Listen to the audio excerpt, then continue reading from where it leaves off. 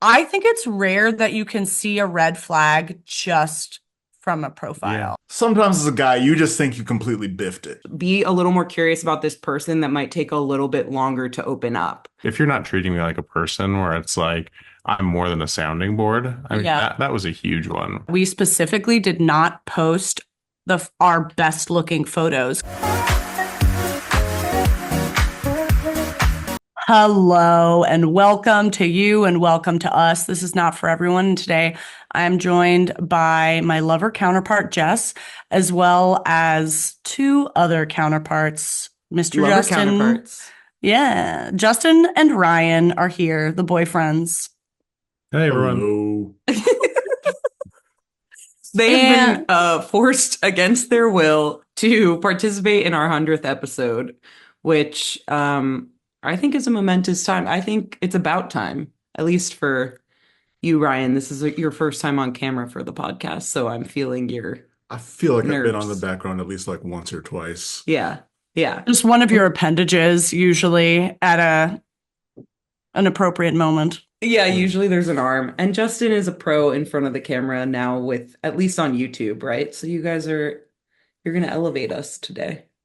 I don't know. We were just filming I was filming a vlog, like Christmas decorating. And then in the middle of the vlog, Justin showed up and we were both really weird. We like all of a sudden, I think I like greeted him with a hug as if we hadn't already been hanging out for like an hour. And I felt like his grandmother or something. How cool. I don't know. Yeah. You've gotten so big. It's always weird making content together. But I'm glad you guys have joined us today. Would you like to hear what we're about to do? Yeah. Putting my fingers in the right shape. Well, this is our 100th episode. It's the 100th episode of Not For Everyone. We want to do something really special and really spanky. And so it needed to involve more people than just us. So I brought on my hater counterpart. Jess has her lover counterpart. And what's special about these counterparts is that every single person here met their lover on a dating app or met their hater on a dating app. Yeah. Applaud for us. We We very did exciting. it. We really defeated the odds. Is that what you say? Beat the odds. Community. Okay. We beat the community. And That We feels very get- antagonistic. we obviously get so many questions about dating and specifically about dating apps from our audience. A lot of people are dating. A lot of my friends are dating. And I was dating not very freaking long ago. And I have a lot of opinions about it. I think everyone seated here has a lot of opinions about dating and the dating apps. And the apps are, a tool that I don't think anyone's stoked about. And a lot of people are trying to figure out if they should use them, if they should not, how to use them. I think a lot of it is just a game and specific tactics you have to learn. So we're going to do a deep dive with just a bunch of our loud opinions real quick so you know what to expect.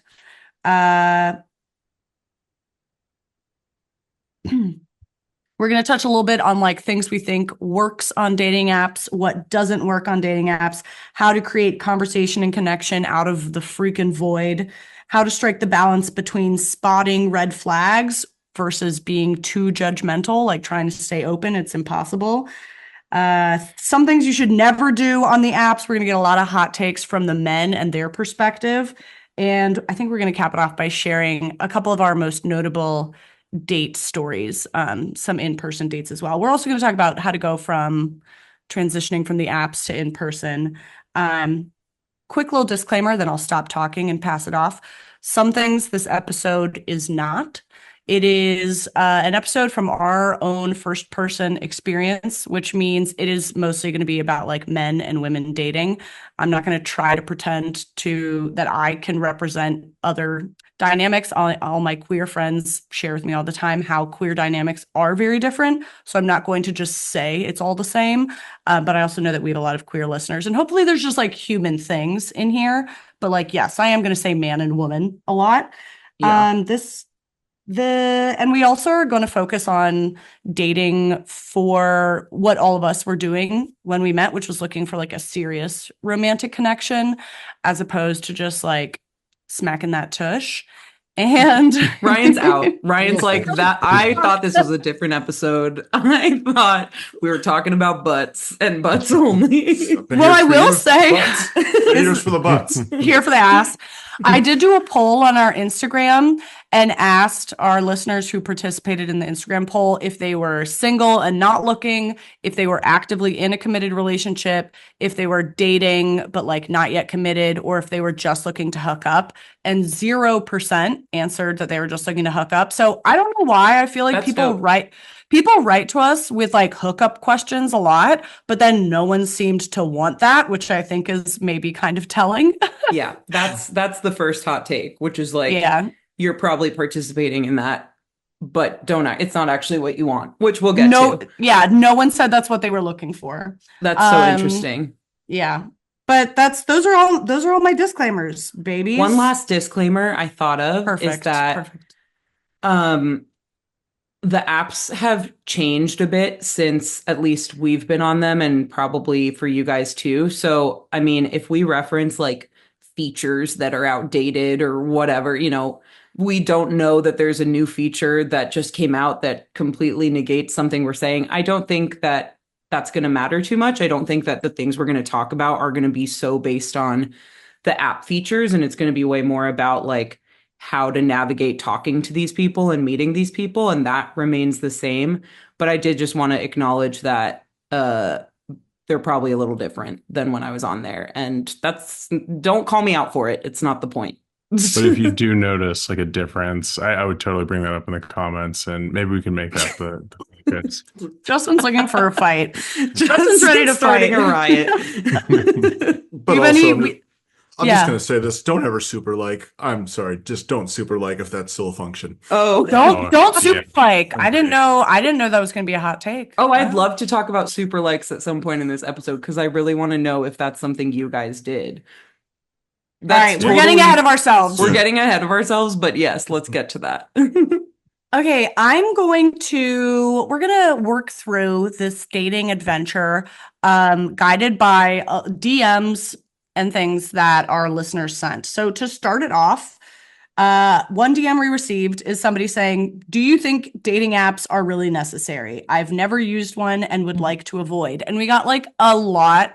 I'm shocked at how often I hear that perspective. And I'm not here to like make anyone use a dating app. I would say if you're meeting lots of people in person and getting lots of dates in person, I wouldn't get on an app then. But if you're lonely and you don't meet people day to day, I didn't. I worked from home alone in my apartment all the time. Like, if you're not meeting people and you're lonely, then it's a pretty easy way to meet people. Yeah. I feel like this is one of those things where it's a subject that, at least when I've seen this come up in real life, everybody likes to bring it up and agree how much we hate the dating apps, and then they all use them. Yeah. I think it's easy to hate them, but like Caroline is saying, it's like there's a time and a place. I mean, and if you don't like them and you don't use them and you're happy, that's then that's great. Easy answer right there. Yeah. I do think I like kind of want to, in the whole episode, just encourage people. Like, I know how much it sucks to be not finding your connection when you want to. So like, if you're feeling frustrated and you don't meet anyone, but you've also put this blockade up for yourself unnecessarily, that like apps are stupid, or like, I don't know, I feel pretty great about our relationship. You guys have a pretty great relationship. It doesn't really make a difference to me like how we met. Yeah, I guess that's what I was wondering when I saw some of those questions come in of like, is this even necessary? I hate it, whatever. Is that coming from a place of feeling like shame or embarrassment about meeting on the apps? Because if that's the case, I feel like people just need to, this is like really tough love, whatever, I'm getting into it. Like, I think you need to grow up if that's your mindset. Like, it's 2024. I looked this up. 45% of couples today met on dating apps. 60% if you broaden it to like online, whether that's gaming, like other online forums, like other ways that people just happen. Facebook, I don't know what people are doing. Yeah. LinkedIn. So it just like is, I mean, we lived through a pandemic where we were all in our homes, unable to socialize for a couple of years. Like, online became the way to connect, and you're probably connecting with people in other ways, non-romantic ways, online every single day, on Instagram, on LinkedIn for work, on Slack for work, on whatever. Like, that is just the medium now. So I'm not saying it's the only way by any stretch of the imagination. And if you're like happy with the way your social life and your outings and your, getting out and meeting new people looks in your life, then cool, that's awesome. But I would not let it hold you back that you have some like blockage about, oh, but I don't want our story to be that we met online. Like, that's 60% of people's stories now. It's okay. Yeah. You're gonna be okay. And like, I don't know, we don't think about it that much. Like, I forget you guys met on Hinge. It also doesn't matter. Also, like, would you rather the story be, and she was alone forever? Like, I also don't like that story. Or, like, Right. Well, I think like the biggest thing that they've changed, like to Jess's point, like in terms of like, everybody fully switching to like online stuff, even coming out of the pandemic, I feel like it really changed like the bar as like a source of like dating, where like it does feel a little weird now to go up to somebody at a bar and kind of hit on them. People do it and it works. But you have to be a lot more outgoing, I think, because it's not always seen as acceptable. But on the other hand, like people still use the traditional sources, like, like intramural sports or like, community involvement. Yeah. Yeah. Or run clubs. Or run clubs. Love that. Yeah. Love Oh, that, they're Ryan. all fucking. I feel like run clubs are orgies. Oh, they totally are. We just went to a friend wedding that was not an orgy, but they actually got married through the run club, and it was great. Yeah. But that's traditional. Did you go to the after party to make sure it's not an orgy? Yeah, we can't confirm or deny cannot. whether it was actually an orgy. We can't speak to that. Yeah. Another listener DM we got. You want me to just keep like throwing them out? Yeah, do it. Okay, and be abrupt with it. Okay, another listener DM. I want to talk a little bit about photos. I actually feel like people did not write in enough about like the strategy with photos. I think people need to think about it more. And I know people obsess about it, but I have some very strong opinions about photos. Somebody here, I'll get us started off with one. What to do? Include a hot picture in your profile from 4 years ago? Question mark. Somebody wrote and asked this. Yeah, no. Is it representative of you now? That's a good question. That could be it. Where I feel like usually it's not. It's like if you're including a photo from 4 years ago simply because it's a hot photo, then my answer is no. If you're including a photo from 4 years ago because you like hiked Machu Picchu and that's like some iconic thing that like really shaped you and you're somebody who loves to be outdoors and loves to travel and that represents you, then and that was obviously like a once in a lifetime thing, add that picture. But it should not be that all of your pictures are old, and it should not be that you're posting old pictures because you looked hotter then. Like, I think being realistic and presenting yourself as like who you're going to be when you get on a date with some of these people is half the battle, because you're saving yourself a lot of time for like a lot of time that would have been spent somebody thinking you're something you're not, like you're going to go on a date for them to find out that you don't actually look the way you looked 4 years ago. And all you're doing is wasting 2 hours of your time and somebody else's time that could be spent finding somebody who likes you now. And one thing I've talked with friends, to your point, Jess, is I think a lot of guys will lie about their height. I think that's kind of like the equivalent. One of the stronger equivalents. And I don't know, my opinion has always been like, do you really want the first thing to happen on your date to be the disappointment of whatever woman is unlucky enough to be there? Yeah. Like it's a lie. You started with a lie. It's not going to then be like, oh, well, first off, you lied to me is the first thing I can tell before I've even spoken to you. But now you're going to get over this hurdle. Like, I think same thing with like a hot picture from 4 years ago. And I think you made a good point on the Machu Picchu thing. It's like, is the point of the picture that you're hot in the picture, or is it you're incidentally hot? You're doing something cool, like there's an activity to talk about, and you just so happen to be hot. You told me, and I think we agreed that we specifically did not post our best looking photos because you don't want it to be that the hottest you'll ever appear is on the fucking phone. You want to I think you obviously want to look attractive, but I definitely I have so many more hot photos that could have gone on that app. You did. And I didn't put them on there, and you definitely did not put your hottest photos on at all. You keep emphasizing. It's like, what are these hot photos that you're hiding, Justin? Like, you didn't put a bunch of like just Like modelly, your beach pics. No, but like I think You this is the thing. put more photos of you just being happy and living Doing your stuff, life. yeah. Yes, and you were incidentally hot. Yes. I love to ask Ryan what was it about my profile? What was it about our first date? Like, I love to just hear the reciting of why I'm so special.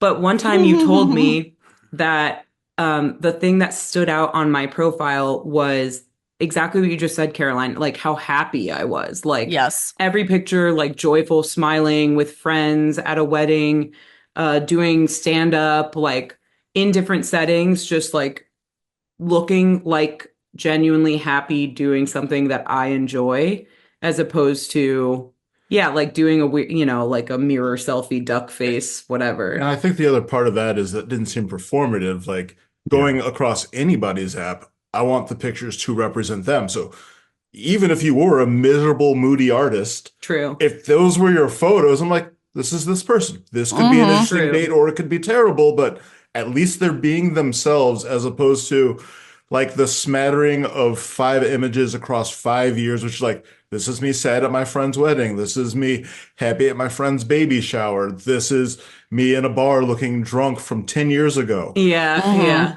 Where you're just like, Yeah. I don't know who you are, so I don't know how we can connect on this app. Yeah. Yeah.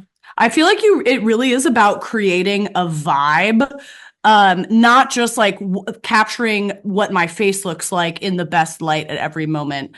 But if you can, it is, this is why I do feel like it took me a lot of experimentation, and I would kind of like change my photos a lot when I didn't feel like it was coming off quite the right way. I would try and do a little like self-reflection of like, okay, maybe this photo is coming off this way, whatever. But my hot take is that I think women especially, or I know I have a lot of female friends who they will prioritize looking as hot as possible or as sexy as possible over looking happy. And obviously, like, if you're just trying to hook up, totally, you probably do want to look as hot as possible if you're just trying to hook up. But for me, it was really helpful to picture the person I was looking for, the man I'm looking for. And there were like references I had in my life before I met Justin of men who are like, they're respectable. The thing they love about their wife or their girlfriend is that she's smart, is that she's hilarious, is that she's weird. It's not just that they love that she's hot. So I'm looking for the person who appreciates all of that and is in a place that they are intentionally looking for the whole thing, like basically looking for a wife. And like, yes, sexuality, I want to be really clear that I'm not saying like you should be ashamed of your sexuality.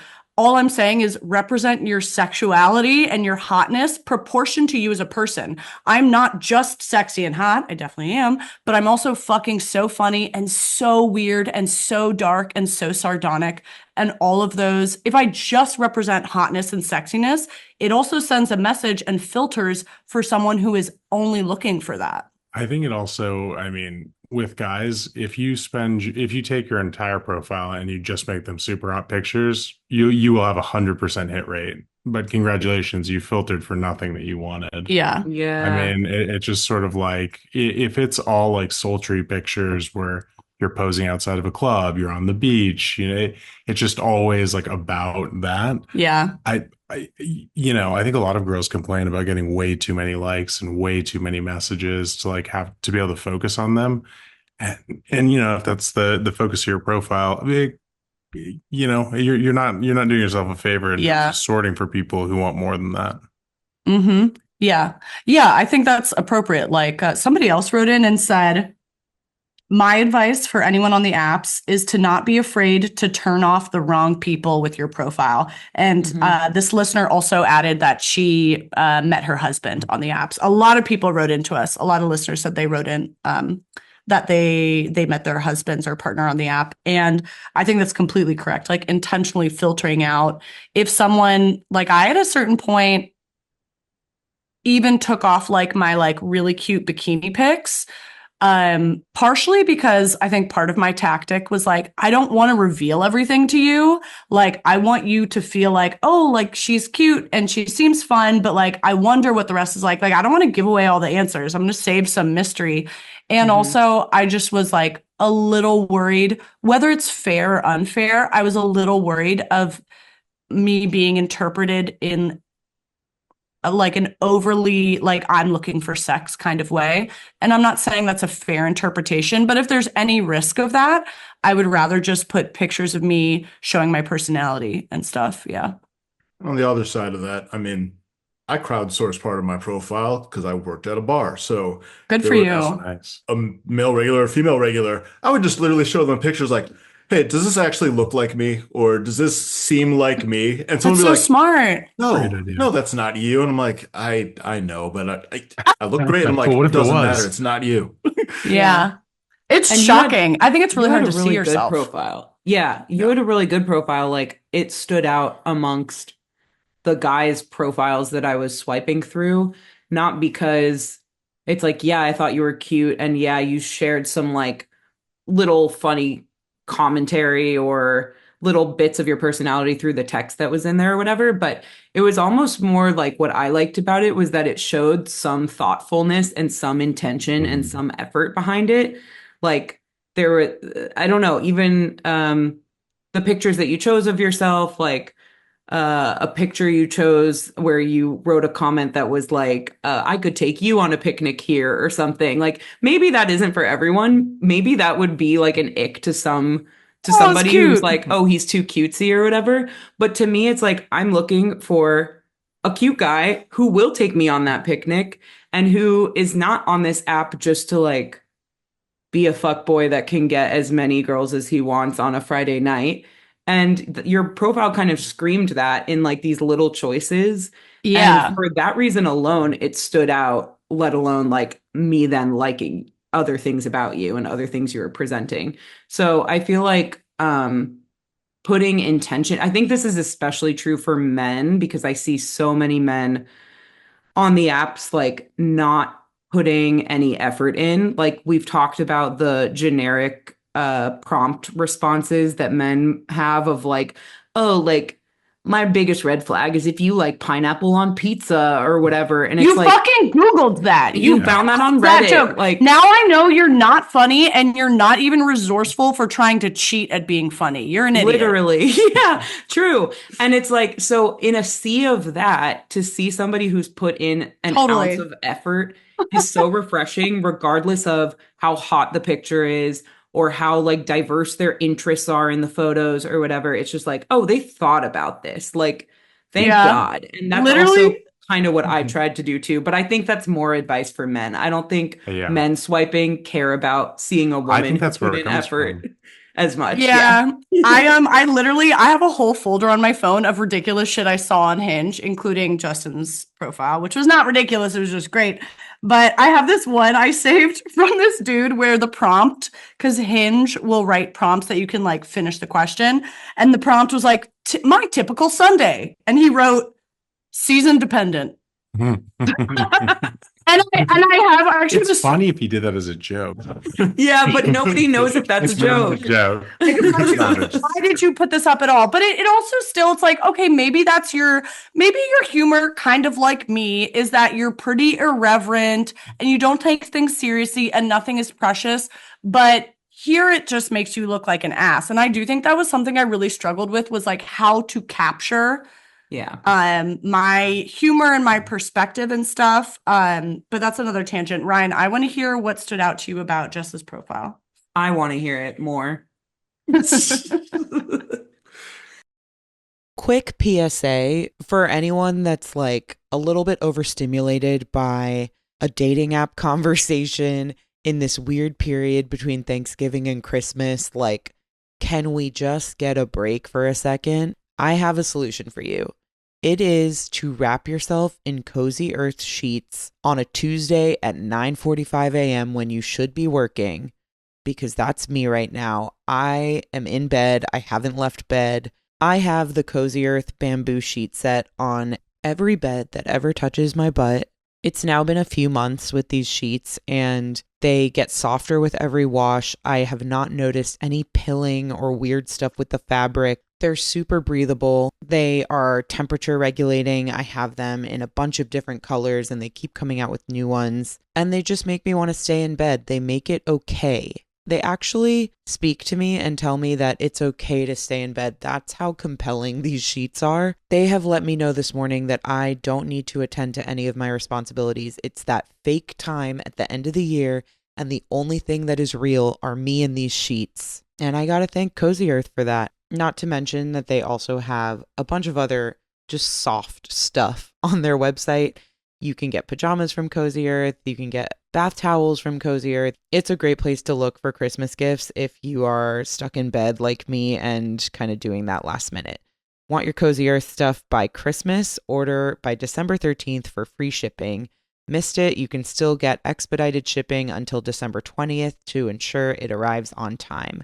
Don't wait. Head to cozyearth.com/notforeveryone, spelled out fully, now and use our exclusive code NOTFOREVERYONE, spelled out fully, for up to 40% off. Give the gift of luxury this holiday season. That's cozyearth.com/notforeveryone. If you get a post-purchase survey, say you heard about Cozy Earth from our podcast. I think the main one was there was one where she was giving a speech at a wedding, and I think this fits her personality very well, is that told me that her friends, one, like her in like the best way, where they want her to represent at the wedding, but also in every picture it was not just that she was having fun, but it's not necessarily that her life was an adventure. It wasn't like that kind of craziness, but that she enjoyed going out for her friends. She enjoyed stand up and doing things. And it wasn't just about like hot picture at a bar, hot picture at a bar, hot picture at a bar. Or in Chicago where you'll find a profile it's like, oh, these 3 pics are all from a club night. That's cool. Yeah. Yeah. Where if she had a club night pic on there and she did not, I'm sure it would be hilarious. But instead it was her birthday party. Yeah, you know what? Everybody wants to be around the person who is fulfilled and has a lot going on. Everybody wants to be around the person who's really joyful. It's not just about like who's sexiest. Everybody wants to get near that joy and that fulfillment. Jess is a really full life. Thank you. And I also think you said this to me at some point. You were like, you didn't have pictures of other people, but you still looked like a social, fulfilled, happy person with friends, if that makes sense. Like, yeah, it was all pictures of just me alone. I'm pretty sure maybe there was one with friends. I think there was one group shot from a wedding, but it was the third or fourth picture, because that's the other thing I always say is I need to know who you are from the first or second pic. Otherwise, I'm just going to be confused. And then Justin's nodding vigorously. It is. I think this might cross the gender line, because like, that's the same thing. Like, so many people have like 3 group pictures, and there'll be enough crossover where it's like you reasonably could be 3 different people. Any of these girls, or any of these guys, Do you want to compliment my profile? Yeah, please. I was about to ask. So I think this is a similar thing, and it touches on a question I think that we'll get to later. But I think that there's so much to be said for both your pictures and your prompts, like kind of actually giving somebody something to go on in a conversation. Oh yeah, somewhere to start. Because I totally understand like with some of the complaints about guys, but I think I've seen the female version, which can be like I like travel, tacos, and The Office. Yeah, and like the pictures are all beach pics, and it's like, all right, so you like hanging out on the beach. Like where do I go from there? And I think that sometimes in some situations, I think the reason that the messages suck is it's like, well, I don't know anything about you. Yeah. Mm-hmm. Like, and you had like a bunch of like fun things to go off. I think the one that we first started talking about was ghosts. Yeah, I talked about how I was haunted. Yeah, and so it was like an immediate like, well, okay, like, well, what kind of haunting are we talking about? And I was talking to him about orbs. Yeah, and so it's like, okay, it's like, I mean, everything about it is like, okay, the fact that you put this there in the first place, the fact that you then like actually had an answer, it was kind of like, it was like I was intrigued. It was like, oh, I want to hear more of like the story, like what's going on here. And I think you can do it with pictures and prompts, but I think you did a good job both with your pictures and your prompts of like, I could have asked like 10 different questions. Ooh, That is girl. huge. That is actually advice that I got from someone when I was still dating and on the apps, and they were like, make sure, or maybe it was advice from a podcast. It was like, make sure that there are things to respond to in your Yeah. prompts, in your pictures. Yeah. You want to bring up curiosity, like a question that somebody can go off of. Because, and I've done this where I'll see a profile where maybe I'm like, yeah, he's cute enough. Yeah, his answers are fine enough. But I don't really know what to say to him. There's nothing here that I can ask a question about or react to. And he's not like so cute and so interesting that I'm going to force it. So I'll just Yeah. swipe left. Like literally, like you are swiping through so many people that losing one of those because you couldn't come up with something to say is not that big of a loss. And I would do that often. And I think my profile probably at times read more like when I kind of first got on the apps, read more like the I love the office and tacos girl. And then like as I dated and tried to date and tried to be on the apps, I curated it more to like what actually is different about me. Yeah. And with that mindset of like giving opportunity for someone to ask questions. You don't want to make that hard for them because it is hard to figure out what to say to somebody you don't know that you have very little information to go off of. So like, yeah, creating those openings. Mhm. And if you ask them a question and then they just answer and don't really say anything after, I feel like that's a great way of just gauging their engagement. You know, Really? Yes. Oh yeah. So somebody wrote in, and said, hold on. How to revive a dead conversation if you were the last person to respond / ask a question. And my initial reaction was like, I don't revive conversations. If Correct. you are not currently in your life interested, if we've had like enough of a respectful back and forth and I know I made an effort and you're not in a place in your life where you have the time or energy to figure out how to continue the conversation, then you're eliminated. That means you have eliminated yourself, because maybe it's they really want a partner, but they're just so busy at the law firm. Well, then if you're literally too busy at the law firm to respond to this text, then I also don't want to date you. Or if you're not that busy at the law firm, you got a lot of time on your hands, but you just like would rather hang out with the guys because like dating apps are kind of annoying and they're kind of awkward, then you actually don't want this enough. Like I want somebody who knows it's going to take effort to find connection and they're willing to do it because they are that ready to find that. So I would not revive. I feel the same, and I actually get really like frustrated with some of my friends about things like this, where Totally. I think there's a little bit of a like a battle between just leave it alone, don't put your energy towards it. They're clearly not putting their energy, and so why should you? That's what I believe, and that's what I will always tell my friends. But then the other side of it that they try to present is like, oh, but they don't know me and they don't owe me anything, which I also agree and believe. Same with the person you will connect with, but they know that Yes. it takes effort to get to know you. Exactly. It's like you can teach people how to treat you once you're like in a relationship with them. Like Yeah. with nuanced situations where maybe Ryan is communicating in one way and there's nothing objectively wrong with it, but that's his style of communication. And I, because of my experiences, prefer a different style of communication. I will teach him how I prefer to be communicated with because I'm already here invested in the relationship and vice versa. I'm not putting you on the spot. And that is the story of the beginning of our relationship in a way. I like your eyes, Ryan, darting. Wait, we'll get to that, but let me finish my thought because I actually don't know what you're referring to. But so what I'm saying is like I am so for like teaching people how to treat you.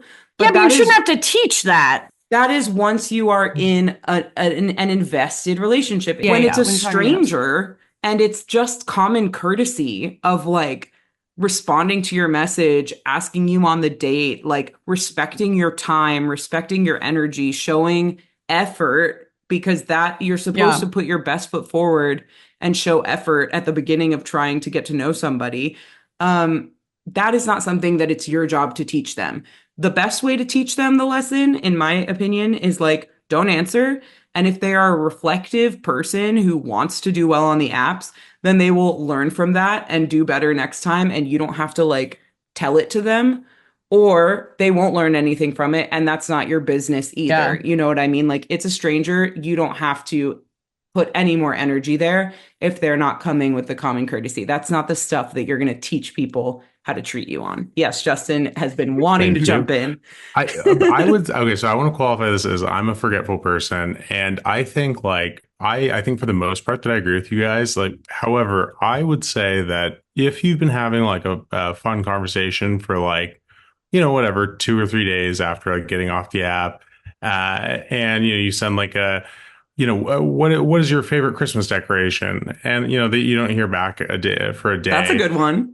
Yeah, I'm staring at a Christmas tree. So, but if you hear something like that, like I personally, if this person is somebody like, you know, I might go back to the profile to be honest and like look through and be like, does this person like seem like somebody I'd be excited to like, you know, get to know?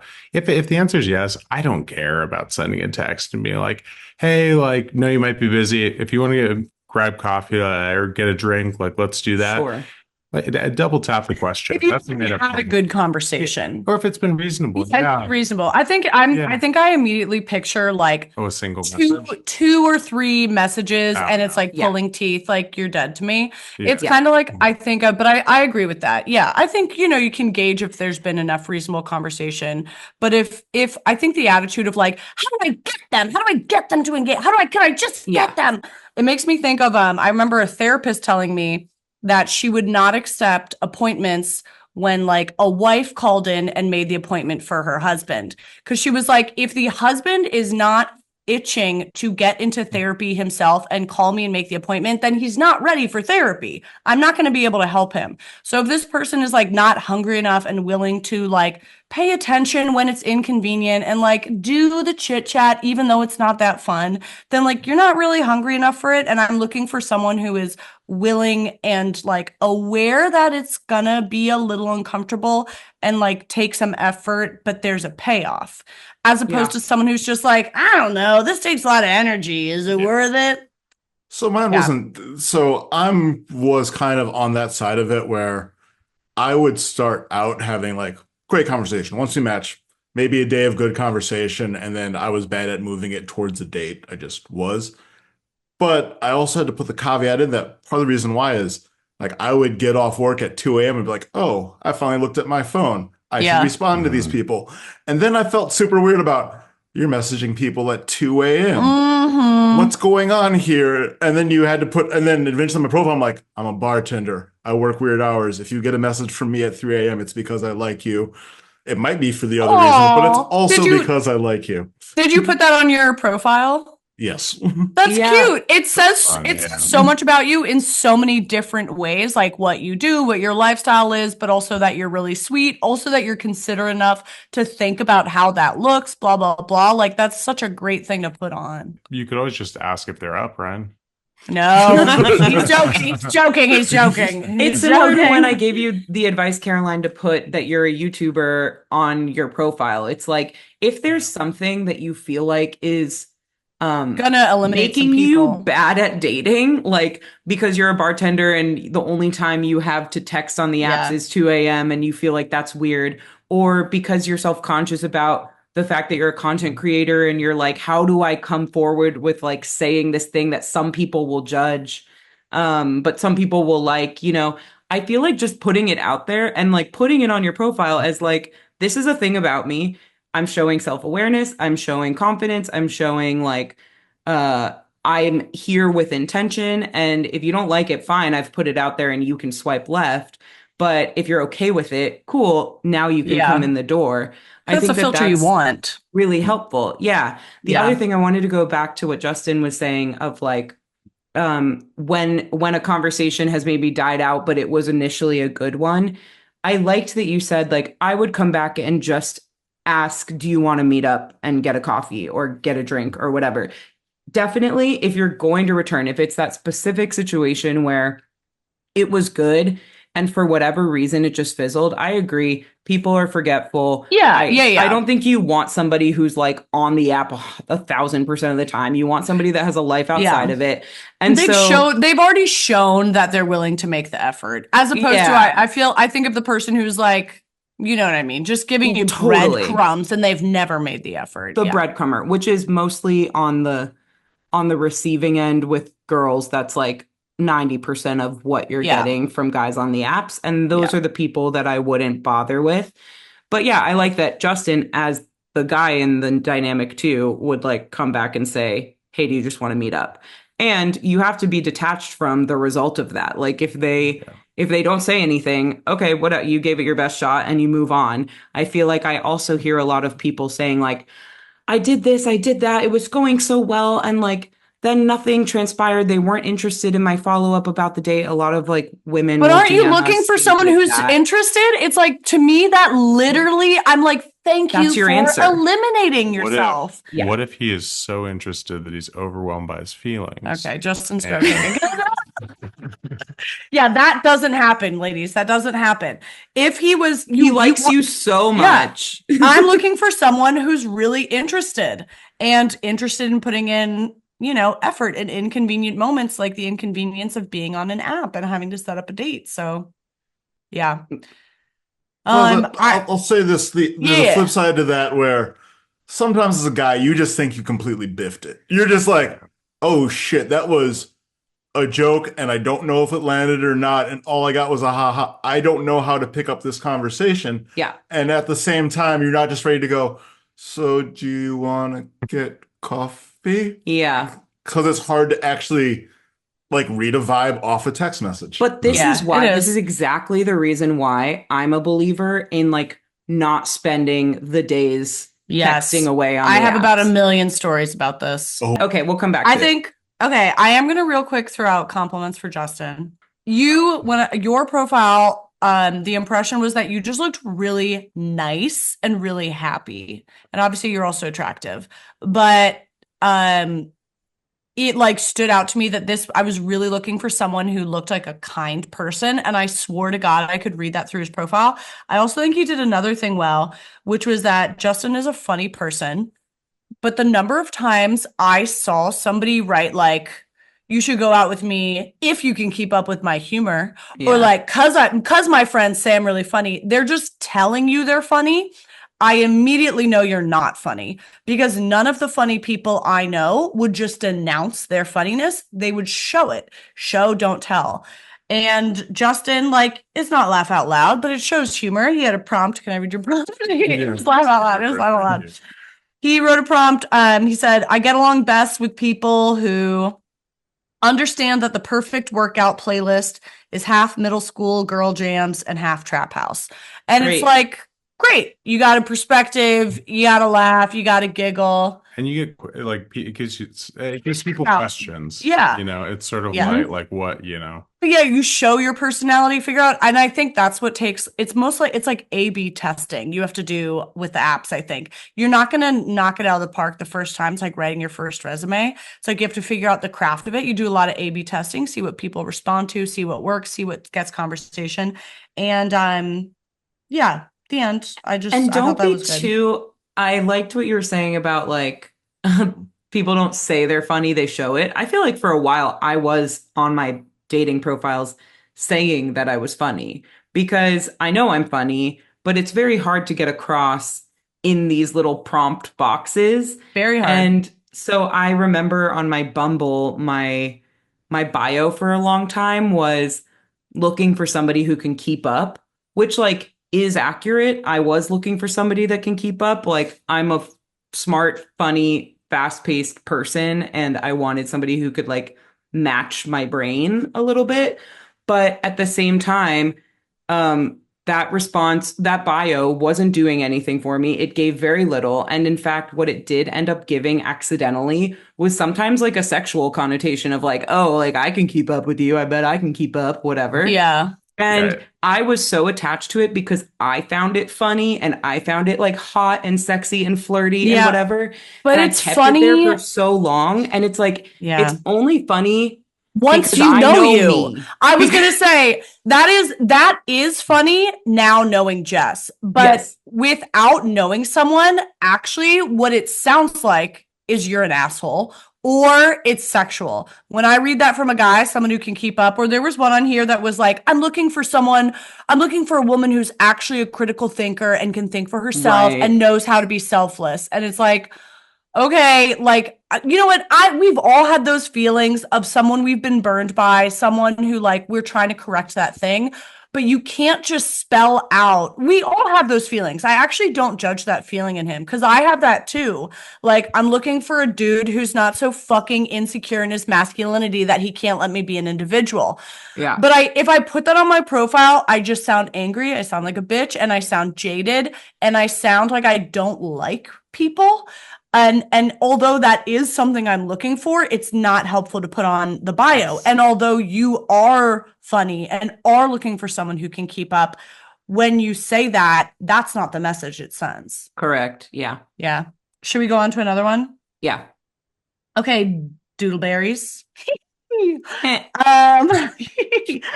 Somebody wrote, I think this is a good one. Tips for finding the balance between seeing the red flags and not being too judgmental when swiping, which I think is a great Yeah. question. Who wants to tag in? Any of the boys? Justine? I mean, yeah, I guess I would go with this. I think that like one of the things here that to me is a little harder to understand is like when you say a red flag, is it just something that like you might not like about their personality? Or, is this a guy who's I don't know, doing something reckless, like I don't know, like street racing or Okay. whatever, like that kind of red flag versus like what do Street you racing. something Yeah, maybe yeah. something like a think- red flag and like in the sense of like a mild characteristic you might not like. These days, when people say red flag, I also would think it's like, oh, you're a dangerous person to date. Yeah.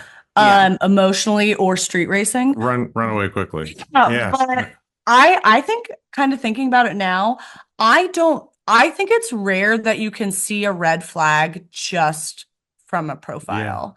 I think you might be able to see deal breakers like, oh, I Yeah. don't want someone who's unemployed, Yeah. or I don't want someone, but there's some red flags you can see. But to me, if it helps differentiate, I think that red flags are more how someone makes you feel. Because you could say on paper, like, oh, I don't want someone who works too much, blah, blah, blah, workaholic, never have time for me, blah, blah, blah. But you actually don't know how it's going to feel to be in a relationship with them. You can still give that a chance. You actually don't know what it'll feel like to date someone like that. I think to me, red flags are more, how does somebody make you feel?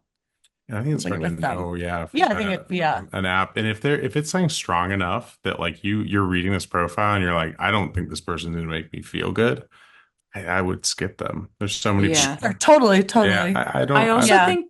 I also think what I notice happening when I talk to friends and talk to people who are dating now is like there's also a conflation that happens between red flags and just like icks. And I Totally. get Yeah, really yeah. frustrated with people Yeah. who like decide on an ick so quickly from a profile.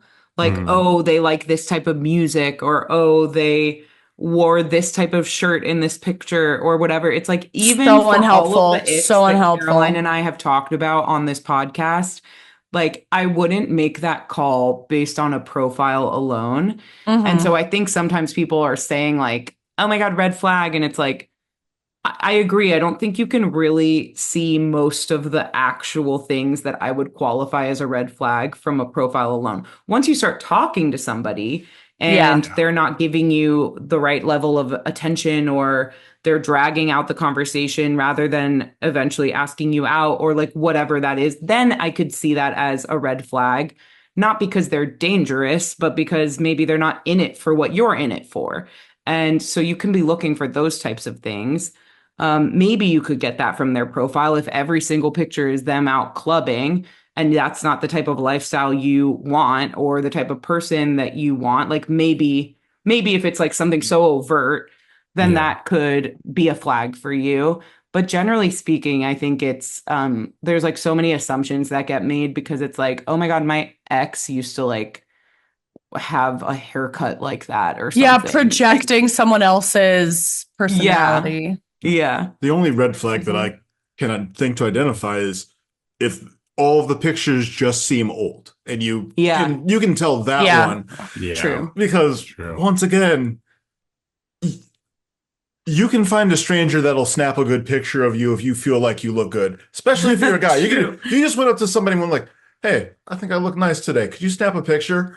So People much. love it. Oh my God. If a guy came up to me and said, hey, can you think take I a look picture good of me for today? my dating app? I'd be like, you're a cutie. Wait, Yeah. We're having a that photo would shoot. be a great way to talk to a stranger. Like pretend you're not even hitting them. They'll just be like, I'm really feeling myself tonight. Like take a photo of me for my That is a dating app. great- That's cute. Yeah. That was one of my Yeah. favorite things as bartenders is when I knew I had a guy that was going on dating apps and you'd Yeah. occasionally see it and you'd be like, "Hey, we need to get a picture of you. The lighting's good over here. Let's You'd go." be like, you're looking hot tonight. That's what you say. You'd get him in a corner and give him a I drink have and say, you're looking hot tonight. I have said that to at least 2 men in my life and then taken pictures of them. So yes. Okay, I will say, that's amazing. For me, something that helped. First of all, my entire personality is comprised of icks. Like, how did I even survive in this world? But I actually think the thing I struggled with was being too open and casting too wide of a net. And I don't know why. I think I just understood that I'd heard so many times from people who fell in love that the person they'd ultimately fallen for was someone they'd never guessed. So I was like, okay, I believe you that I won't guess it. And so I actually thought the person I was going to end up with, I actually thought the person I ended up with was going to be like, I don't know, Hunchback of Notre Dame, like just I don't even know what from where or like speaking what I don't know. I was just like, it's gonna be something I never expect, and the thing I never expected was like a good-looking person with a job. Bars low, boys. Justin right now is the meme of the guy blinking. That's just like. I was so caught off guard to find like a functional man I was attracted to. Anyway, but something I would ask myself, because I think I did get into territory where I opened the net so wide, and I also was specifically trying to date outside my type. I think almost everybody has like a dangerous type. Justin and I have talked about this. Like, what's the type that is your pitfall? And for me, I was like often drawn to men who needed me and who were really depressed and who were purposeless and who, whatever. And that was like, I found myself with that type over and over again, and it really fed into this like codependent thing in me, and these people who needed me, but they were addicted to drugs, or they were addicts, or they were unemployed, or they had huge emotional issues, or they had anger problems, or they were whatever. And it gave me like a purpose. And it was this very toxic dynamic that I could feed into over and over, finding these really unhappy, non-functional people. And so I was trying to intentionally date outside my type. And at a certain point, I think I was just being so open that it like wasn't helpful. And so one thing that helped me filter, I think in an appropriate way, looking at a profile, was being like, if I just assume for a moment, this person I haven't spoken to yet, if I assume they have the most dazzling, wonderful personality, would I be attracted to them? Would I be able to overlook the fact that they're wearing a V-neck tee if I knew they had just the most wonderful personality that I'm so proud, to know them? Would I overlook the fact that like they're in this weird like punk band that like I'm really not that into the music, and I think I have some ideas of what that band is like and what this person is like, but they're the most dazzling, loving person. Would I be okay with it? And I think that was like a helpful filter for me. I like that. Yeah. I want to hear what everybody's types were that they were avoiding. Like the bad types. Bad type. We've talked about the types that we had to outgrow together. For me, it was, and this doesn't sound bad on paper. And it's not bad. It just didn't work for me. And I think it was people who are really similar to me, very extroverted, very social, people. Yeah. So that's like not a bad trait at all. But I would get into relationships with those people. First of all, sometimes that translated into like a partying mindset that like doesn't align with me, or at least doesn't align with me in my 30s now that I was looking for somebody serious. And also, it just like me in a relationship with somebody too similar to myself and who's like really outgoing and really extroverted and whatever. Like, also, I just noticed that wasn't fitting. Like, I wanted somebody It who would rarely help works. me People slow down a little rarely, bit. yeah, it rarely Yeah. ends up that way, that people are just with their twin. And it's hard to gauge something like that from the app alone, but I guess you could, just from the types of pictures and like ways that somebody's representing themselves, you can gauge it a little bit. But I definitely, like, if you ask me, I don't know, 8 years ago or even 5 years ago, like what type of person would I want to be with or end up with? I think I thought that. And then I kept going for those people and it kept not working. Right. I mean, Ryan, I've talked about you a bunch on the podcast, so people know that you're more introverted and more reserved. And like that is something I didn't expect. And I didn't necessarily like filter for it on the app even. But I think after our first date, when I was like, he's a little quieter, but I'm going to go for it anyway, it was because I knew you have this pattern with like this loudmouth party boy, and like you don't want that. Like, be a little more curious about this person that might take a little bit longer to open up. Yeah. And obviously that was a good choice. So that was mine. Yeah. I would literally throw a wild card in. I'd be like, I don't think this is going to work, but all the things I thought that were going to work before didn't. So, obviously it didn't always hit, but what about you guys? Well, Merry Christmas, you kooks. I have great news for you. Jessica, the debakey, the lover, and I have made you all a gift, which is round 2 of Not For Everyone apparel. We have come out with updated apparel that I'm actually so fucking proud of. If you are watching on video and you've been admiring my sweatshirt and saying, girl, where'd you get that? Bitch, I designed it. I designed it just for us. I'm wearing my Kook University sweatshirt. I'm telling you right now, I am bracing for people to ask me where I got this sweatshirt. And I'm saying my podcast, Where did I go to bitch. college? Ask me where I went to college. Kook It's Kook University. You tell them what's up. I'll tell them what's up. I have many times referred to my Your head boobs is as not in camera. gemstones. Yeah, I guess I'll come down. Beach stones. Beach stones. If you remember many episodes ago, Caroline and I were comparing our beach stone breastises, and both are gems, all are gems. And so we designed this t-shirt to have a bunch of different boob shapes on it. There are little notes in a couple places that identify mine, identify Caroline's. I would like to say, yeah, I worked really hard on trying to perfect the boob shape. I wanted to make sure that as many people and boob shapes were represented in the boob shirt as possible. And so Hessica and I collaborated on like trying to perfect nipple sizes. I like really 100%. I had a lot to say about nipple sizes. We put like a little signature next to each, hers and mine. But I will say, upon reflection, I think my boob shape on there is the right shape, but it is disproportionately, it's too big compared to yours. I think mine need to be smaller, but the shape is representative of my truth. I'm glad you were clear about that, because I don't want people coming away from this apparel launch thinking having a vision of our boobs that isn't accurate. That's never what I would want.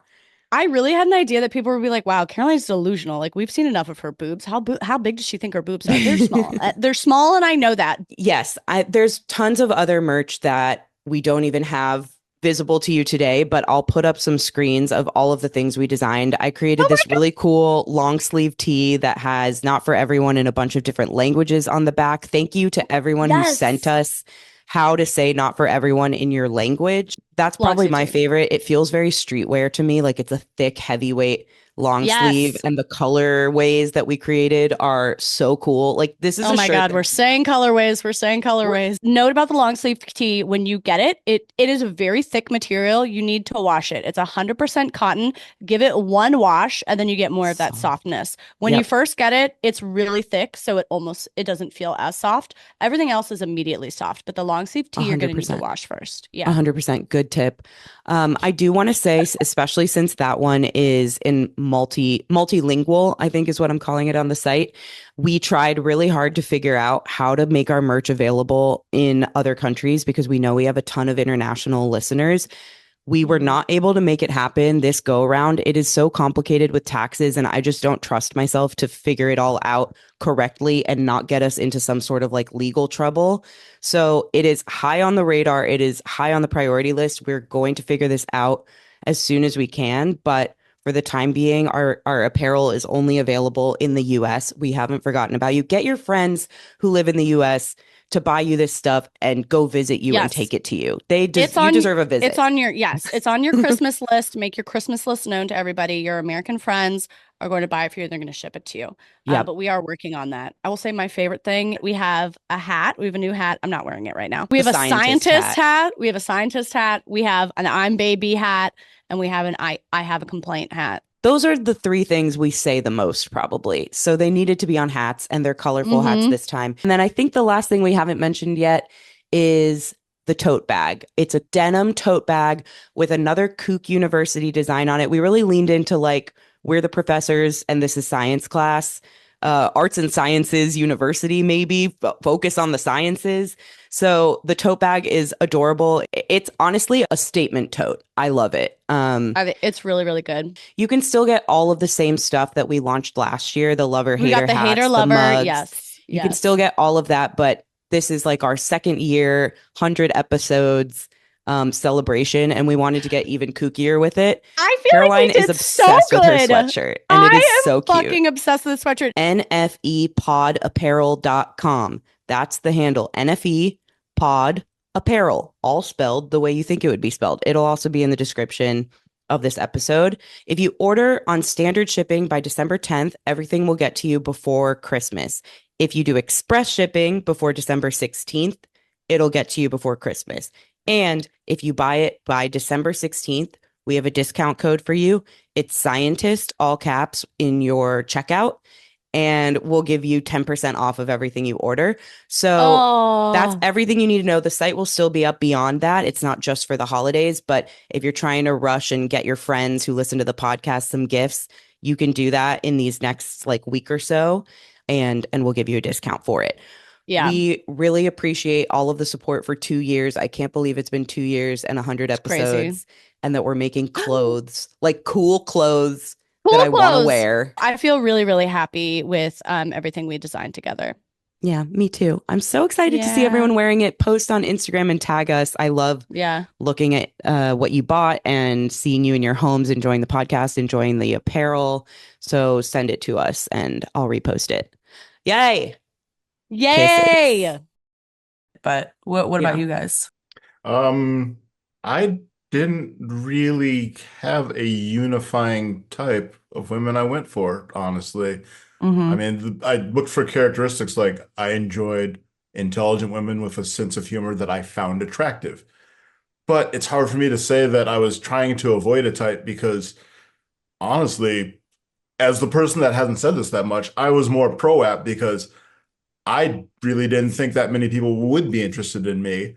And it wasn't until I got into the apps that I kind of realized, oh, there are more women that are interested in at least someone like me than I thought.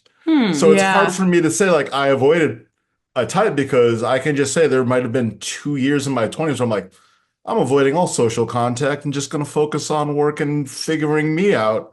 So part of the fun thing about for me with the apps and dating was like, I wasn't avoiding a type. I'm just like, I don't work with this person, but God bless them. You're very healthy. He's very evolved, and it's kind of annoying. What about Angel? You, Justin? Yeah, I think my type, how to phrase this. My toxic type. They're listening. Yeah, right.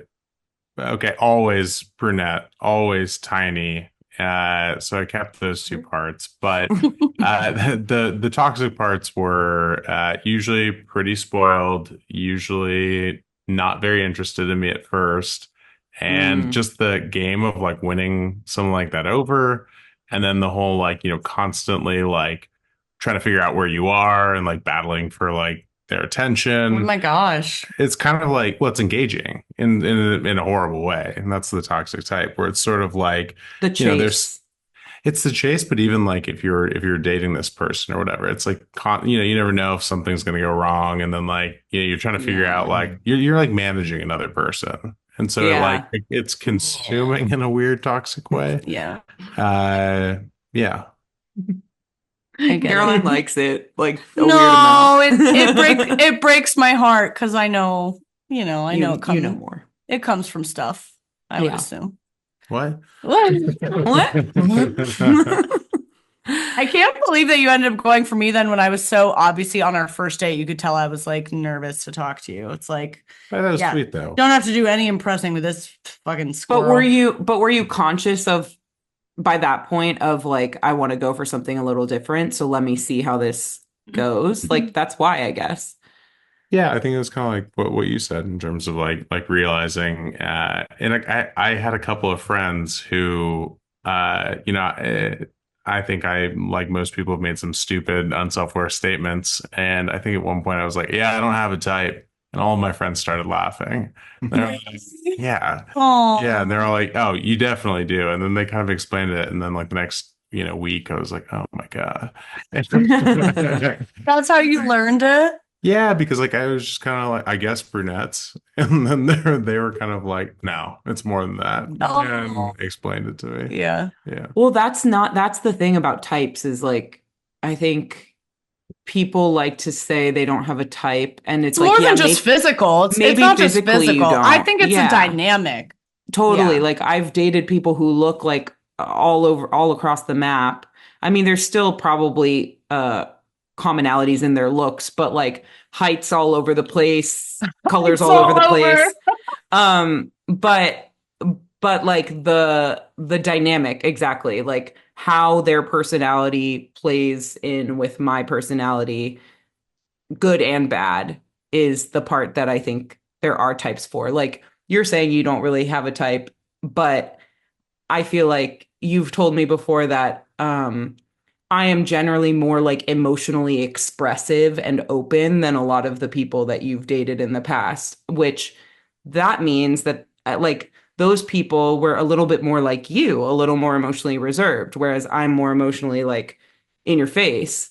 So in the same way that I used to kind of date people that were more like me and was looking for something different, I feel like you also used to date people that were more like you. And whether you were conscious or it just happened that you ended up on somebody who is a little different than you, I do think that that's the trend that exists. Or that you- like, yeah, we were all probably curvy and hot because like Curvy and hot. you I know, think- in a good group of girls Yeah. there, but yeah, personalities are different. What I found, I think, most often is that people like the toxic pattern in attraction is usually like, what's the dynamic? Sorry to be Freud, but like, what's the dynamic you had in childhood? And there's a dynamic there's this thing a lot of the times where people are trying to subconsciously recreate a dynamic in childhood, but have a different turnout. So I had depressive parents who were never pleased with me and very critical and negative. And so I'm going to like find that person on a subconscious level. And when I find them, I have this really strong urge to let it turn out differently. And I think that's actually pretty universal, that it's not just necessarily somebody who's like you, but someone who replicates this like broken dynamic that you're so desperate to get it right. This time I'll get it right. Mhm. I didn't get it right when I was a kid, but I'm gonna get it right this time. Or So even just it's what you know. It's what So, like, once you're comfortable with. you're like, It's- oh, this is how it goes. difficulty you're comfortable with. Yeah. As opposed to like, yeah, to me, the difficulty and the burden and the challenge of someone who is just miserable all the time, I'm so comfortable with that. I was raised with that. But it was extremely uncomfortable, like dating you, when I realized that like you had a fulfilled life without me, fulfilled friendships and a great career, and you were active and you had all these things you liked and lots, hobbies and interests, and you like did not need me. That was really uncomfortable for me. It was so unlike anything I'd ever entertained engaging with long term, and I knew it was right for me. I knew I needed to be with somebody who did not need me to make their life good. If that makes sense. Yeah. You're somebody who depends on you. Someone who depends on me. Yeah. Yeah. Okay, baby boys, you want to hear some other DMs? Yep. Okay, He here's responds to one. baby boy. Somebody wrote in and said, should they, what's our opinion on FaceTiming or sending photos beforehand? I'm tired of them not looking like their profile. What's your guys' take? I'm such a creep on FaceTime. Not like creepy like in a bad way, but I'm like, hey, it's just so awkward. Did you FaceTime with people before dating? During COVID? Yeah. Oh, I hated it because it's like I'm so uncomfortable. I can't read your physical body language. 2 years to even have a normal phone call with me. Yeah. Yeah, he's really weird. It's really weird. Like we don't really do phone calls. I need to see like somebody's body language. The tone's not enough. A little bit of labia. Oh God. Is it holding up the phone in my bedroom or my living room? So like, weird. Hi. So my name's Jess. Like I'm doing an interview. Like I just go straight into interview mode. Okay. I get it works for some people. I think so. I only did a FaceTime date one time. Maybe it was in COVID, but I have friends. I don't know. I always felt too nervous to do it, but I do think a FaceTime 5 minutes. 5 minutes of FaceTiming is such a good way to save your time, because think about those dates you've been on where within 5 minutes of speaking or 1 minute of speaking, you're like, I never want to fucking see you again. I just know they haven't even spoken yet. You've just seen the way they walk and you're like, I'm not attracted to you. And if you can do a 5-minute FaceTime call to determine like, number one, you're a real person. Number two, you look like your photos. Number three, you can reasonably use the English language. Like that's it. 5 minutes. It does not have to be, I don't think you would have a whole date, but I think that eliminates, I went to so many dates where within 2 minutes, I was like, you shouldn't even be allowed to date. And you're like, I can't have sex with that voice. Like it's over. It's over before it started. I think I should have FaceTimed more but keep it really short. The person who wrote like FaceTiming or sending photos, I don't know what sending photos does. You already have photos on your... Okay, so I think what she's referring to is catfishing, and safety reasons. Because my friends who are single, like my best friend Kai, who I've talked about, she's single and dating, and she pretty much does a FaceTime with everybody that she's like matched with and about to go on a date with. They do like, I think it's more than 5 minutes. It's maybe like a 30-minute. So there does have to be some conversation. And I definitely agree with Justin. Like I've done the COVID Zoom date and I'm not awkward on them, but I do the opposite of like, I host a podcast and I'm performing for an hour and like, that's not what you want on a date either. But I feel awkward and that's my reaction to awkwardness. They're a guest on one of our here episodes. and I'm just performing. And so, I don't really love the long date either over Zoom or over FaceTime, but I think her reason for doing it is like, not only to confirm, okay, generally like your vibe and your voice and how you kind of move and stuff is something that I'm interested in, but almost more so to confirm that they're really who they say they are. And I think she's done photos too of like, send me a picture with today's newspaper or something. I don't know if she's really done that. Proof of life. Like that you're really what you. That would be funny. I guess like if I was a girl, I probably would be. I would probably prefer to do a FaceTime in advance, just because like I feel like you can get more of a sense of like some dynamics. Wasted getting ready and doing all that, and then you end up on this date. Literally, I met a guy on a date, and before we met outside on the sidewalk, and then we walked into this taco bar. And before we reached the door to enter, he had run out of things to say. No. And I was at a point where I was so tired of carrying the show that I let us sit in silence for 2 minutes. I mean, I've had an even more superficial version of that, of like when I was already at the bar and they walked in and they were still in like the vestibule of the restaurant. They hadn't even arrived at me yet. And I was like, oh no. Like, like he was a lot smaller than I thought he was, or something that I was like, I can't. Again, it's like I can't have sex with that person. And that's why I got to our date early. That way.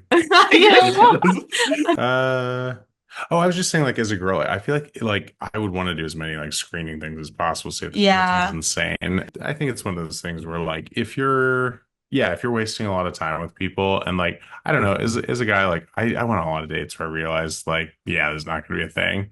But I just tried to be like, okay, well, like, I want to learn more about you as a character. Like, what were the things? I think this is a good question. Speaking of like things you looked for, that were deal breakers. When you talk about going on a date, you're like, yeah, this won't be a thing. What would those things be? I mean, it could really depend.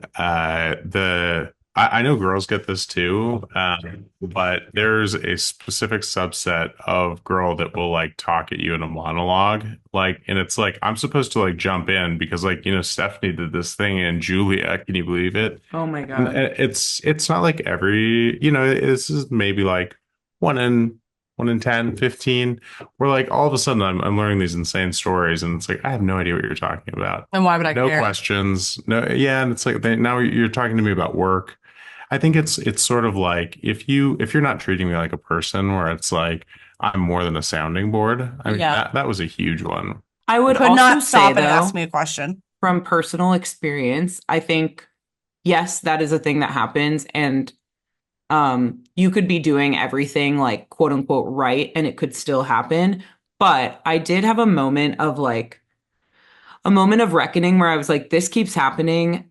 How, like, is it something I'm doing? Am like, I is there feeding something it? I could do differently to make it so that there's more room for them to ask? I stopped me nodding. I was like, you're not allowed to move your head and you're not allowed to say yeah. And I would just fucking dead eye them and be like, how long can they keep talking? Well, I do think what you said of like that date where you didn't perform and you just let it be silent. Like, I think not only horrible, it can be really awkward, and it doesn't mean it's going to result in them asking you questions and you guys falling in love. But I think like allowing space, a little more space of like the pause of, I don't know, giving them time to think of the question, or giving them time to get a word in edgewise, or even if it's just the pause of like, you look at each other for a second and maybe there's like a little twinkle in the eye and a connection there, and like just slowing things down. I was really bad at, like, I don't think I'm very good at flirting. And I think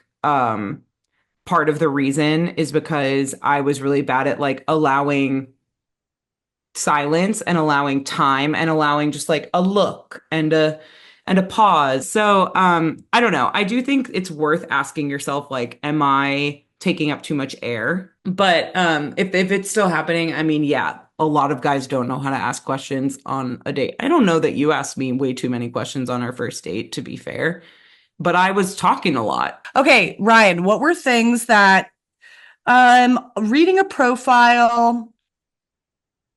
Yeah, I guess either reading a profile or on a date that you were like, I am actively looking for this, or this was like kind of a date ender.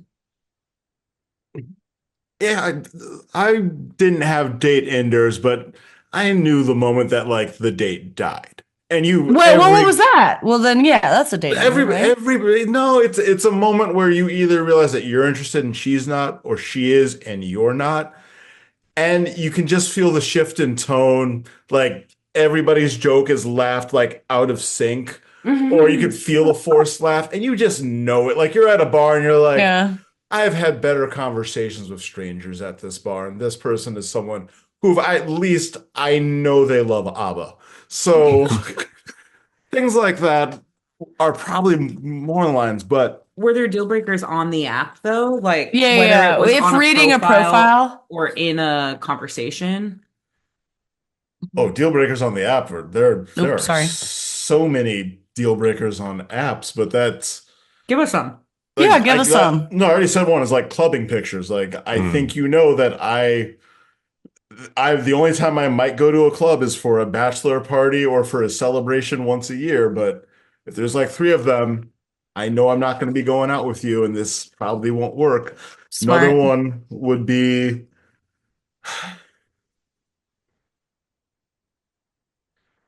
it's gonna sound weird, and I'm just gonna say this. This is slightly racial. Is if there's like a family of just like 20 white people, I just instantly have to think like, what's gonna happen when I show up? Yeah, sure.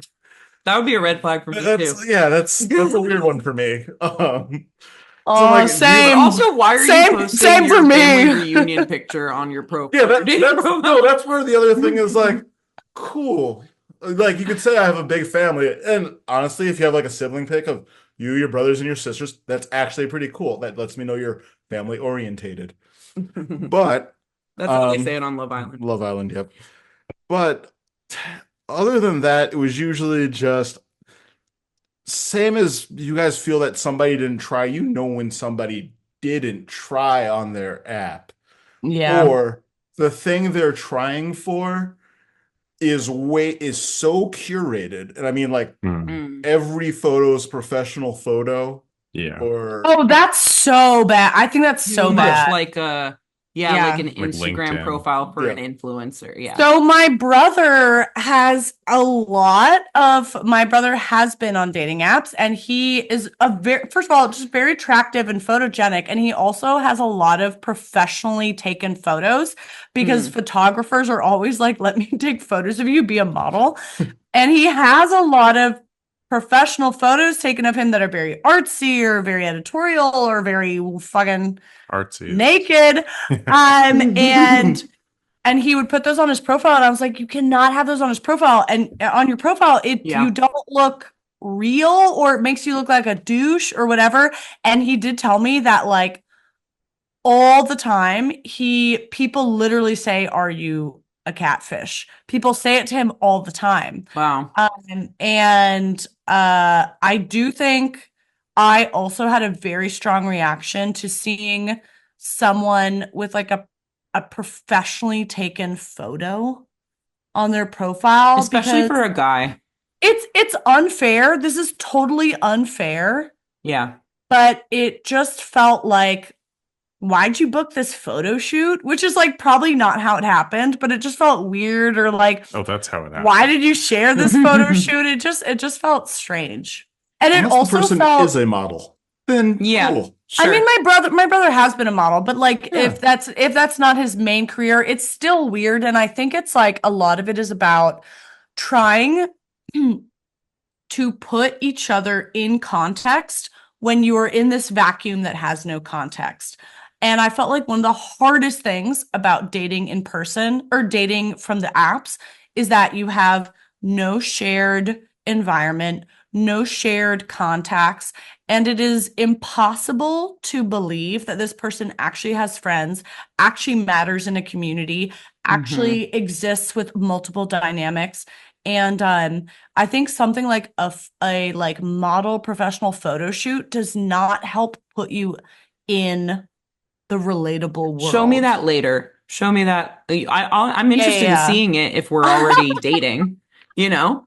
Well, I'm interested in show me seeing that Luke's later. pics, but that's because I know Luke, you know? I've seen those pics. Yeah. I mean, they would do well on a certain dating site, but it's not a heterosexual. Sure. Justin, is there anything that comes to mind that you were like looking for, or that would be a deal breaker? Yeah, I think I would agree with Ryan on the if every picture is clubbing or like at a party, we're holding like, the red. You'll never catch or, me at a party. I think like it's totally fine to have one, or like if there's an incredible background. I don't know, like if you're in Ibiza and you're hanging out with like, I don't know, friends on the beach and like the sun's coming up in the background, maybe. I don't know, at least something a little different. But if it's just partying pics, like, I don't know, I'm not 22. Yeah. Well, and if you've ever seen a profile that literally has pics from Ibiza Dubai, Yeah. New York City, and you will come Yeah. across these. You're in trouble. And then they swipe to you, and you're like, what the fuck do you want from me? What? Yeah, I'm not a DJ. I have nothing to Yeah. offer you. Okay, this brings me to a question. Oh, do you have more, Jess? Oh, well, I was actually going to transition us to a question. Maybe it's the one you were going to go to, Caroline. Yeah. But you started to talk about like that lack of context that exists when you meet somebody on the apps, and somebody had written in about here it is. How do you make up? Can I read that one? Can we go to there? Yeah. Yes. Okay. Because you just brought it up. We can jump back if I'm skipping over things. Yeah, somebody wrote, how do you make up for the lack of context you have with a person you met on a dating app? And first of all, I just thought like, great on this person for acknowledging that that is just the truth. Because I think many people try to like skate over the fact that you don't know this person from Adam. Like you don't have the context that you would have, at least if you met them at a bar. It's kind of like contextually, okay, you go to this bar, you maybe live in this neighborhood. I've seen you move your body and speak from your mouth, and like I have somewhere to place you. It is so much context. I think meeting someone, knowing someone in real life is kind of like starting at date number 4 from a dating app. I think so even too. Even knowing them quote unquote Just from a meeting bar. them. Yeah, not to mention if you've met them through a friend or from work or whatever, then you're on like there's like I think of it as like the apps are below ground level. Yeah. And then like ground level 1 is meeting someone at a bar. Ground level 2 is meeting someone at school. Ground level 3 is like at work or a friend or whatever. Anyway, so I think first like acknowledging that context doesn't exist and you have to build it and it's going to take longer is so important, because I've seen so many people, and I've done this myself, like just skip through the steps and just make a lot of assumptions about like, oh, okay, like I've been on this date with this person and there were like sparks and I'm attracted to them and they were funny and they told me this one story about their family and it kind of sounded like my family. And so like from those 4 bullets, I have now deduced that I kind of know this person. And so I'm going to like go after them and be really interested in them and maybe skip through the like general steps I would take to get to know a person faster, because I'm just so eager to like be loved and they seem like the person that might be able to do it, and like just breezing through everything. And then it kind of like it crashes and burns, like the flame goes out because you didn't actually like really get to know them. I've done that with people from apps. And then I think at some point I was like, oh, like I can't treat this how I would treat it if I met them in any other place.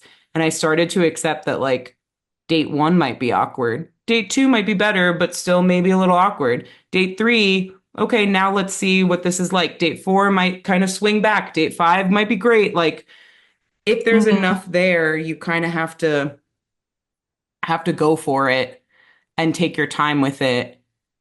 As opposed to just like acting the same that you would if you met this person in any other context. I just feel really strongly about that.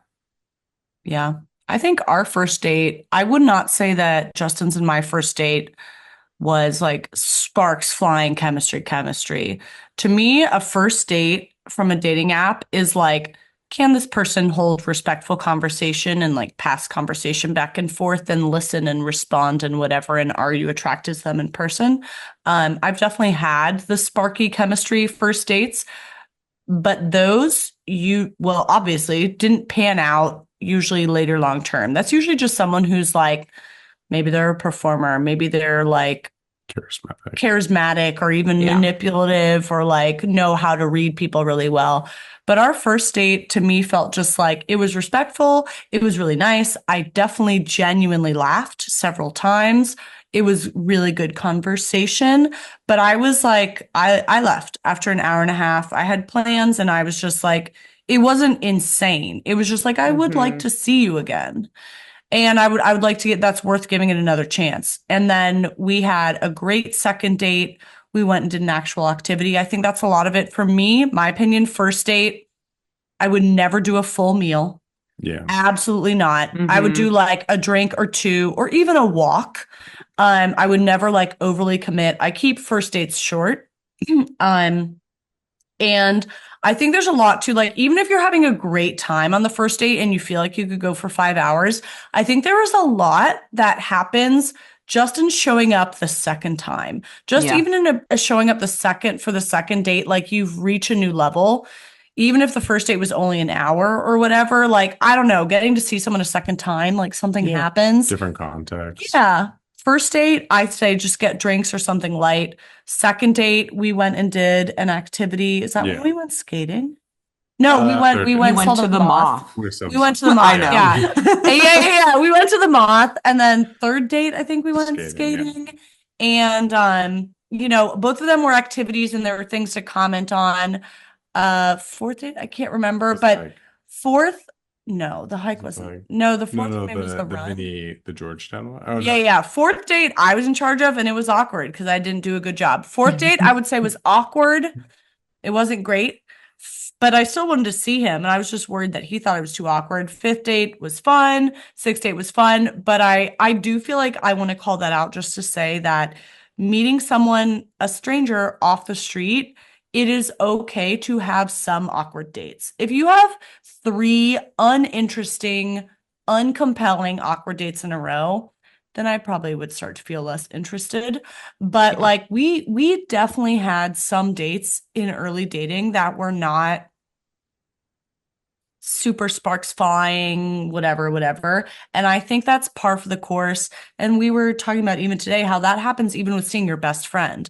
Not every single hangout with my best friend is the best time I've ever had. And I think that's extra relevant when you're meeting off the apps and stuff.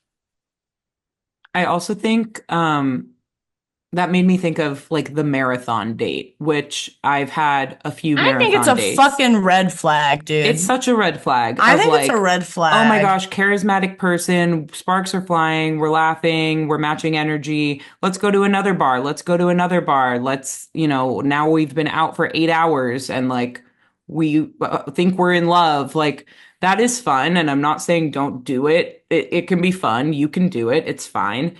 But if you're in the spirit of dating where you're like actually looking for something more serious and you're maybe a little bit older and like you just are dating with intention, I think saying no to that is better. Like Ryan always teases me because on our first date, at the end we went and got drinks. Were there for like 2 hours probably. And at the end he asked if I wanted to get a burger down the street, like a late night burger. And I did want a late night burger. I love the place that he suggested. And like everything in me wanted to do it. And I thought it was fun of him to ask. But I just had like done that so many times and like taken the first date a little bit too long so many times. And something in me was like, you'll get a burger with him one day and like next time, like whatever. Aww, like, I don't know. that's I was just kind of like, nice. I was like, and I think he took it as rejection. You can speak for yourself, I guess, but I feel like that's what you've said. But to me, that's what was going on because I was like, let's leave something Leave a little to be desired. anticipating. Yeah, that we're A anticipating good for place to next pick time. up. Yeah. Right. Like, oh, you wanted to hang out with me for another hour? Cool. Let's do it next week on the second date. Let's I not do do think it that's right now. good. Leave them wanting Yeah. more. Yeah. That's a great euphemism. What? Getting a burger. We've gotten so many burgers. Felt the But same yeah, I way mean- of like there's a thing with like I can't remember what writer. There's a famous writer who says that you should always end your day writing before you've run out of words. Like end it knowing what you want to pick up on I so love that you never start the next day of writing in writer's block. You always know. And I think of this with editing. I always so smart. I stop editing when I still have a task where I'm like, I know what I'm going to do next. And I stop then. I don't stop when I've run out of stuff. And I do think with dating, it also gives you that time to just like be back in yourself and like reflect on like how someone made you feel before just being swept up in them. Yeah. Also, I feel your energy being like, I did feel rejected by that. I want to hear what No, do you? honestly, it wasn't that rejected because I still wanted to go out with her. It was more. There it is. There was a part that's like, we just spent this much time talking. I don't think she ate before she went on this date. I would like to get her food. Just being fucking caring. But no, that's exactly my point, is like, because you asked me to get that burger, I knew you wanted to hang out with me more. So me saying no wasn't like, even if you felt a little bit butthurt or whatever, it's not enough for you to not want to see me more because you just asked me to hang out for longer. You know what I mean? Like that stands. So I just feel like if somebody's listening and thinking about applying that, and they're like, oh, but I don't want him to feel like I don't want to keep spending time with him. I do. It's like, if he wants to spend time with you, you'll have another date. Like he just asked you to spend more time together. He wants that too. You know what I mean? I mean, you asked me Or to he get wanted a another drink. marathon date. And Yeah. that's something to avoid, in my opinion. Justin asked me to get another drink and I said no. And I did have plans afterwards. Yeah. And I totally thought getting a drink with a friend after was a lie. Yeah. But I didn't feel like it was like we'd hung out for like an hour and a half, and I was like, that's reasonable for a first date. Yeah. No, you thought it was fake?